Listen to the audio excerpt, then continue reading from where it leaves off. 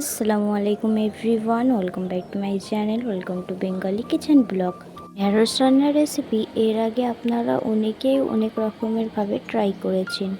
এই ঢ্যাঁড়সের রেসিপিটা একদম সহজভাবে খুব কম সময়ের মধ্যে বানিয়ে নিতে পারবেন। ভাত রুটি যে কোনোর সাথে এটা আপনাদের খেতে খুবই ভালো লাগবে। চলো ভিডিওটা প্রথম থেকে লাস্ট অবধি দেখতে থাকি। এখানে আমি তার জন্য 1 কেজি ঢ্যাঁড়স নিয়ে নিয়েছি। এখানে আমি এরকম একটু বড় সাইজের কেটে নিয়েছি। এখানে আমি দিয়ে দিচ্ছি 1 চামচ লঙ্কার গুঁড়ো, 1 চামচ হলুদের গুঁড়ো এবং লেবুর রস।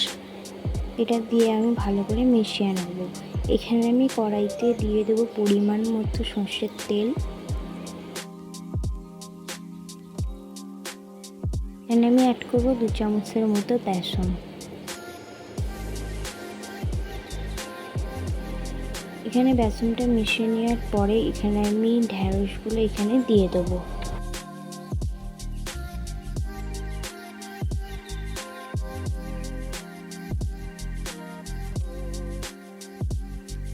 এখানে আমি দিয়ে দেবো স্বাদ মতো লবণ। দিয়ে এটা আমি 2 থেকে 3 মিনিট ভালো করে ফ্রাই করে নেব। ঢ্যাঁড়সটা তোলার পরে এখানে আমি কড়াইতে আবার পরিমাণ মতো দিয়ে দেবো সর্ষের তেল, দিয়ে দেবো 1 চামচ জিরে, দিয়ে দেবো কেটে রাখা পেঁয়াজ,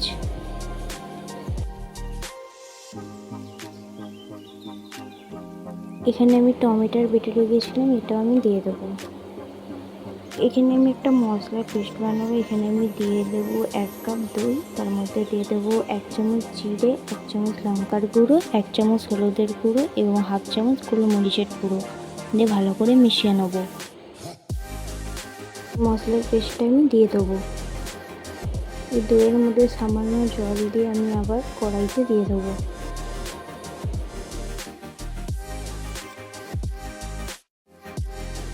এটা আমাদের সময় মতো 5 মিনিটের মতো ভালো করে কষিয়ে নিতে হবে, যতক্ষণ না সাইড থেকে তেল ছেড়ে যায়। এখানে আমি দিয়ে দেবো স্বাদ মতো লবণ।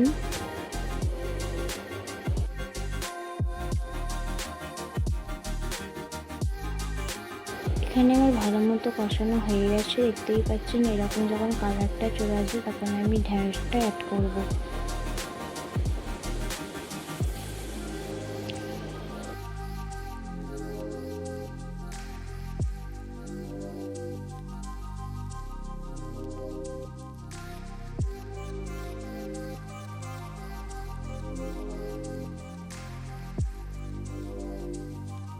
এটা আমি ভালো করে এবার কষিয়ে নেব। এখানে আমি একটা স্পেশাল মশলা অ্যাড করব, চাউমিন মশলা। এই চাউমিন মশলাটা দিলে ঢ্যাঁড়সের ফ্লেভারটা 2 গুণ বেড়ে যাবে। এবং দিয়ে দেবো কুচিয়ে রাখা ধনেপাতা।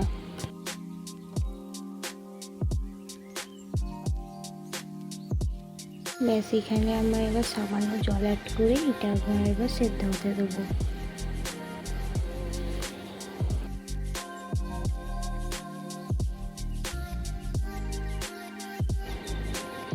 সেদ্ধ হয়ে গেছে, দেখতেই পাচ্ছেন। ঢ্যাঁড়সটা আমাদের একদম রেডি হয়ে গেছে। এটা আপনারা ভাত রুটি যে কোনোর সাথে খেতে পারেন। ভিডিওটা ভালো লাগলে অবশ্যই চ্যানেলটিকে সাবস্ক্রাইব এবং ভিডিওতে লাইক করে দেবেন এরকমই নতুন নতুন রেসিপি পেতে।